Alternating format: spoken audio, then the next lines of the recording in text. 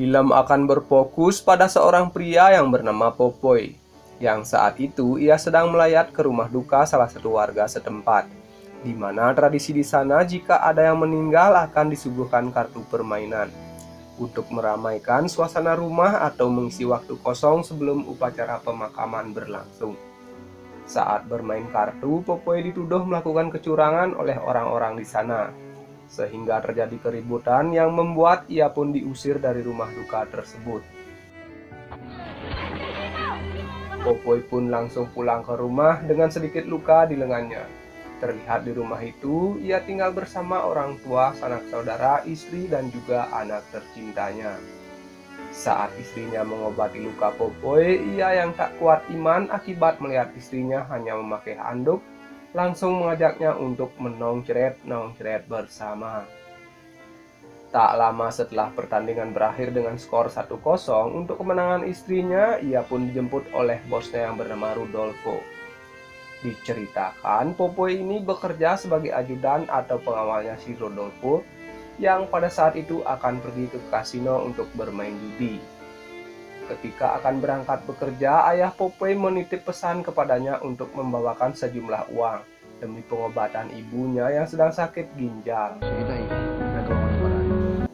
Sebelum beraksi, mereka membuat strategi dengan membiarkan pacar Rudolfo yang bernama Sandra ini untuk maju terlebih dahulu dan memancing peserta yang lainnya agar mereka mau memasang taruhan yang sangat-sangat besar. Disusul dengan Rudolfo yang hadir belakangan, dan di sana Sandra berpura-pura tak mengenalinya serta membiarkan memenangkan perjudian itu berkali-kali. Hingga salah satu ajudan peserta di sana mengetahui tipu daya mereka yang mengakibatkan keributan disertai dor-doran di tempat tersebut, yang mengakibatkan meninggoinya salah satu lawan dari Rudolfo di sana. Setelah itu, mereka pun kembali ke markas Rudolfo yang sekaligus menjadi tempat usahanya, yaitu sebuah arena perjudian. Setelah memantau usahanya sejenak, Rudolfo pun memasukkan uang usahanya serta uang kemenangannya ke dalam berangkas yang kuncinya hanya diketahui oleh Rudolfo.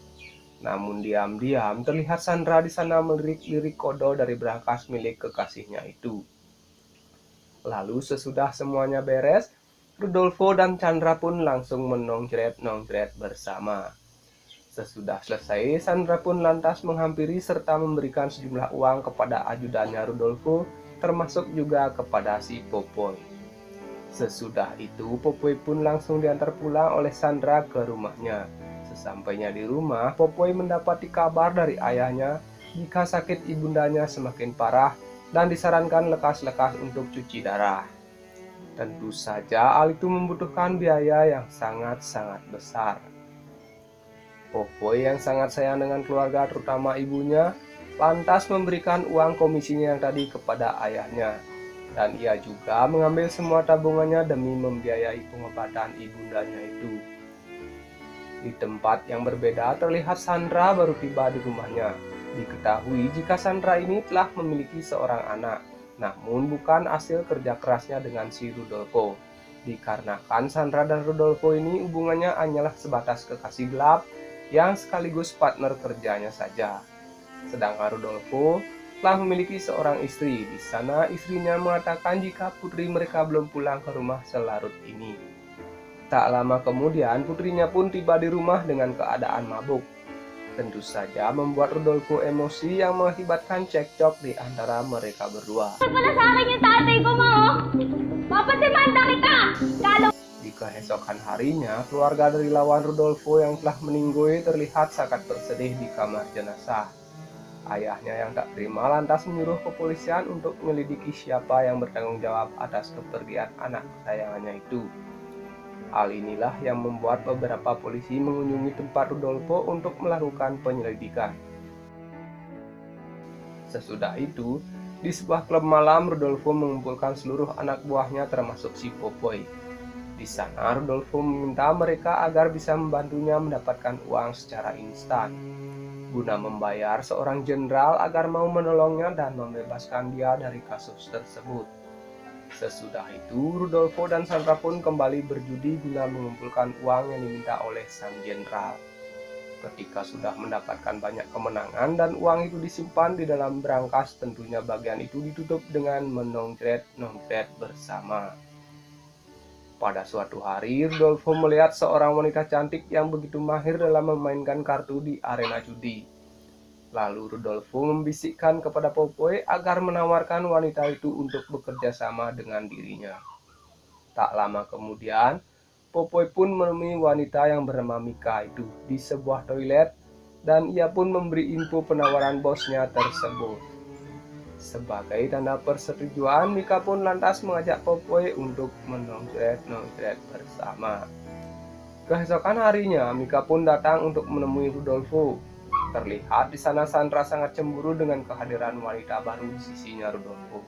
Apalagi ia mengetahui jika Mita ini mendapatkan komisi yang lebih besar dari dirinya saat menjadi partner kerjanya si Rudolfo. Emosi Sandra kian memuncak di keesokan harinya saat ia melihat Rudolfo mulai bermesraan dengan si Mika. Karena keributan inilah, Popeye ditugaskan untuk membawa Sandra pergi dari tempat tersebut.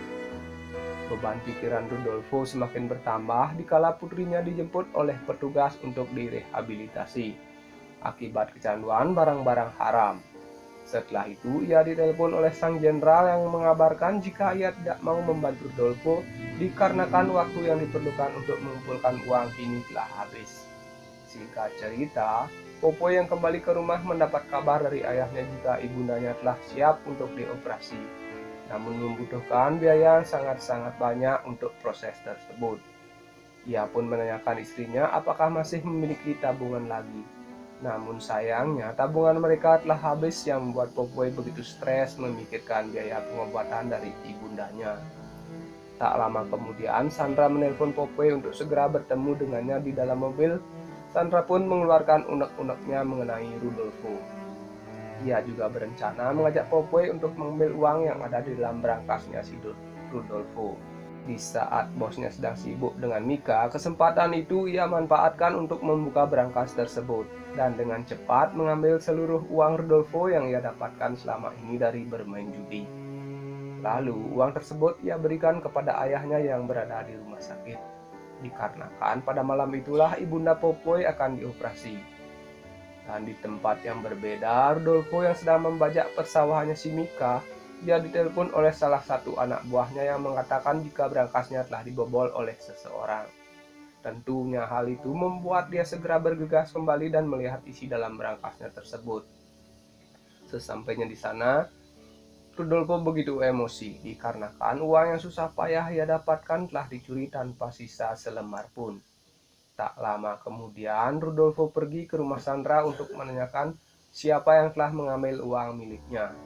Awalnya Sandra tidak mau jujur, namun karena telah didesak, akhirnya ia mengaku jika uang itu telah diambil oleh si Popeye.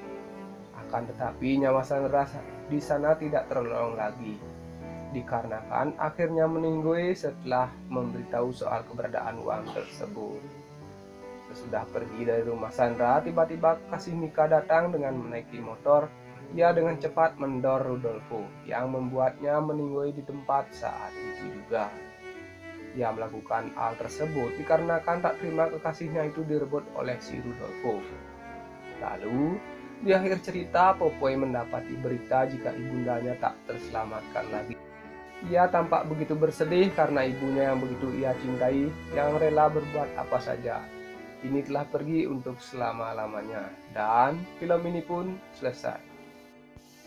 Oke, sekian dulu alur cerita film kali ini. Jika kalian suka, silahkan tekan tombol subscribe, nyalakan loncengnya agar tidak ketinggalan alur cerita film terbaru dari channel ini.